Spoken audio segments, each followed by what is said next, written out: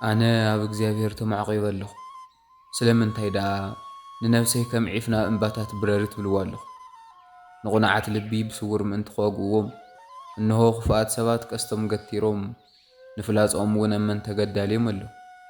ነቲ ንስኻ ዝሰርዓኻዮ ንሳቶም እፍረሱ። ጻድቕ ከ እንታይ ገበረ?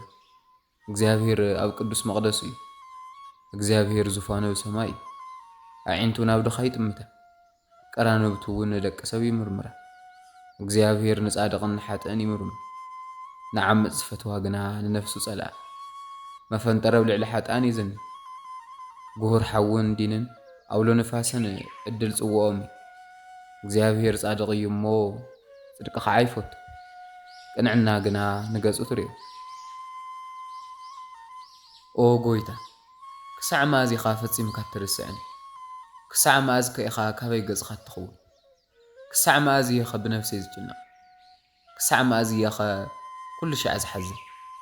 ጸላእተይ ኸ ክሳዕ መዓዝ እዮም ኣብ ልዕለይ ዝዕበዩ? ጸላእተይ ስዒርናዮ ኸይብሉ ኦ ኣምላኽ ተመልከተኒ፣ ስምዓኒ እውን። እቶም ዘጨንቑኒ እውን ብምንዋፀይ ደስ ከይብሎም ናይ ሞት ድቃስ ከይድቅስ ንዒንተይ ብርህ እዩ። ኣነ ግና ብምሕረትኻ ውከል ኣለኹ፣ ልበይ እውን ብምድሓንካ ይሕጐስ። ንዝረዳእኒ እግዚኣብሔር ኣመስግን ኣለኹ፣ ንስም ልዑል እግዚኣብሔር እውን እዝምር ኣለኹ።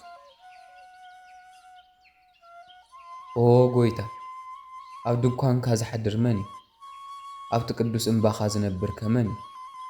እቲ ብቕንዕና ዝመላለስ ጽድቂ ዝገብር ብልቡ እውን ሓቂ ዝዛረብ ብልሳኑ ዘይጥብር ንመሓዛኡ ክፉእ ዘይገብር ቤተሰቡ እውን ዘይጻረፍ ክፉእ ነገር ኣብ ቅድሚኡ ዝተናዓቐ ነቶም ንእግዚኣብሔር ዝፈርሑ ዝኽብር ንብጻዩ ምሒሉ ዘይጠልም ገንዘቡ ብሃረፃ ዘይለቅሕ ኣብ ልዕሊ ንጹህ ጉቦ ዘይቕበል እቲ ኸምዚ ዝገብር ንዘለኣለም ኣይህውኽ።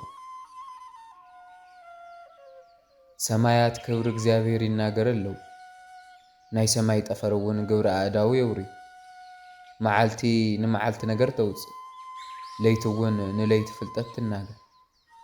ዘረባ የለን፣ ምንጋር እውን የለን፣ ድምፆም እውን ኣይስማዕን። ድምፆም ናብ ኩሉ ምድሪ፣ ቃላቶም እውን ክሳዕ ወሰን ዓለም ወፀ። ኣብ ውሽጦም ናይ ፀሓይ ድንኳን ገበረ። ንሱ ከም መርዓዊ ካብ ሕልፍኙ ይወፅእ፣ ከም ሃርበኛ ብመንገዲ ንምጉያይ ደስ ይብሎ። ኣብ ወፃፅኣኡ ካብ ወሰን ሰማይ እዩ፣ ምዝዋሩ ከዓ ክሳዕ ወሰን ዓለም እዩ። ካብ ረስኑ እውን ዝኽወል የለን። ሕጊ እግዚኣብሔር ፍጹም እዩ፣ ንነፍሲ እውን ይምልስ። ምስክርነት እግዚኣብሔር እሙን እዩ፣ ንህፃናት ጠቢባን ይገብሮ። ስርዓት እግዚኣብሔር ቅኑዕ እዩ፣ ንልቢ የሕጉስ። ትእዛዝ እግዚኣብሔር ብሩህ እዩ፣ ንዓይኒ የብርህ። ንእግዚኣብሔር ምፍራሕ ንጹህ እዩ፣ ንዘለኣለም ይነብር። ፍርዲ እግዚኣብሔር ሓቅን ቐንዕናን ብሓደ እዩ። ካብ ወርቅን ካብ ዝኸበረ ዕንቁን ይፍቶ፣ ካብ መዓርን ካብ ወለላ መዓርን ድማ ይጥዕም። ባርያኻ ድማ ይሕልው፣ ብምሕላው እውን ብዙሕ ይጥቀም። ንስሕተት ዘስተፍላ መን እዩ? ካብ ዝተሰወረ ሓጢኣት እንጽሕኒ። ናይ ድፍረት ሓጢኣት ከይገዝኣኒ ንዓይኒ ባርያኻ ሕልወኒ። ሽዑ ፍጹም ክኸውን እዩ፣ ካብቲ ዓብዪ ሓጢኣት እውን ክነጽሕ እዩ። ኦ ጎይታ ረዳእየይን መድሓኒየይን ቃላት ኣፈይን ሓሳባት ልበይን ኣብ ቅድሜኻ ቅቡል ይኹን።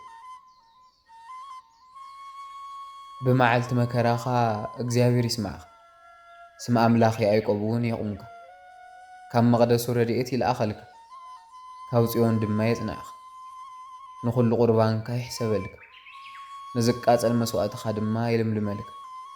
ከም ልብኻ ይሃብካ፣ ኩሉ ፍቓድካ እውን ይፈጽመልካ። ብምድሓንካ ደስ ይብለኒ፣ ብስም ኣምላኽና ልዕል ልዕል ክንብል ኢና።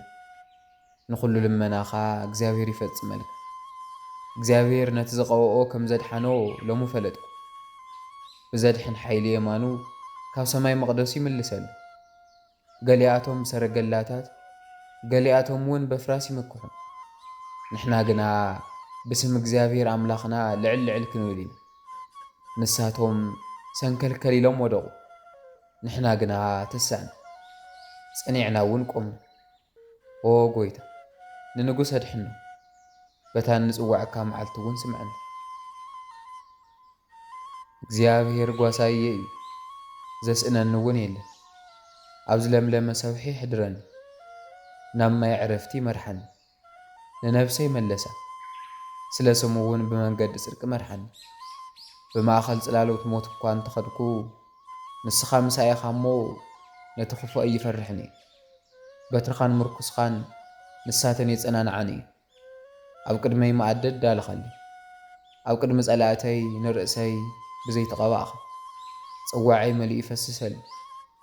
ሕያዋይነትካን ምሕረትካን ብኹሉ ዘመን ሕይወተይ ክኽተሉን እዮም። ኣብ ቤት እግዚኣብሔር እውን ንዘለኣለም ክነብር እየ። እግዚኣብሔር ብርሃነይን መድሓኒተይን እዩ። ዘፍርሐኒ ደኣ መን እዩ? እግዚኣብሔር ንሕይወተይ መተኣማመኒያ እዩ። ዘደንግጸኒ ኸ መን እዩ? ክፉኣት ዘጨንቑ ንጸላእተይ ንስጋይ ክበልዑ ምስ ቀረቡ ንሳቶም ተሰናኺሎም ወደቑ። ሰራዊት እንተኸበበኒ እኳ ልበይ ይፈርሕ። ኲናት እንተትለዓለኒ እውን ኣነ ብእኡ እመን እየ። ንእግዚኣብሔር ሓንቲ ነገር ለመንኩ፣ ንኣ እውን እደሊ ኣለኹ።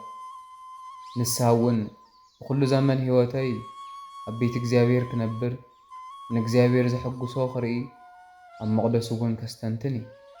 ንሱ ብመዓልቲ መከራይ ኣብ ድንኳኑ ሰዊሩኒ እዩ፣ ኣብ መሕብእ ድንኳኑ ሓቢኡኒ እዩ፣ ኣብ ኮኽሑ ድማ ልዕል ልዕል ኣቢሉኒ እዩ። እንሆ ኣብ ልዕሊ ዝኸበቡኒ ጸላእተይ ንርእሰይ ልዕል ልዕል ኣበለ፣ ኣብ ድንኳኑ እውን መስዋእቲ ዕልልታ ሰዋእኹ። ንእግዚኣብሔር ክቕነየሉ ክዝምረሉ እውን እዩ። ኦ ጐይታ ናባኻ ዘእኹዎ ቃለይ ስምዐኒ፣ መሓረኒ ኣድምፀኒ እውን። ንስኻ ገጸይ ድለዩ ምስ በልካ ኦ ጐይታ ልበይ ንገጽካ እደሊ ኣለኹ በለ።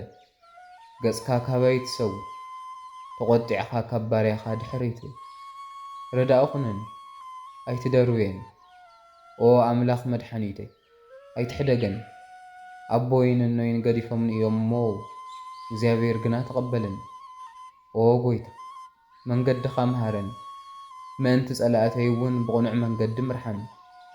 ናይ ሓሰት መሰኻኽርን ዓመፅትን ተላዒሎምኒ ኣለዉ እሞ ንድሌት ጸላእተይ ሕሊፍካ ይትሃበኒ። ናይ እግዚኣብሔር ሕያዋይነት ኣብ ምድሪ ሕያዋን ከም ዝርኢ እኣምን ኣለኹ። ብእግዚኣብሔር ተስፋ ግበር፣ በርትዕ፣ ልብኻ ይጽናዕ፣ ብእግዚኣብሔር ተስፋ ግበር።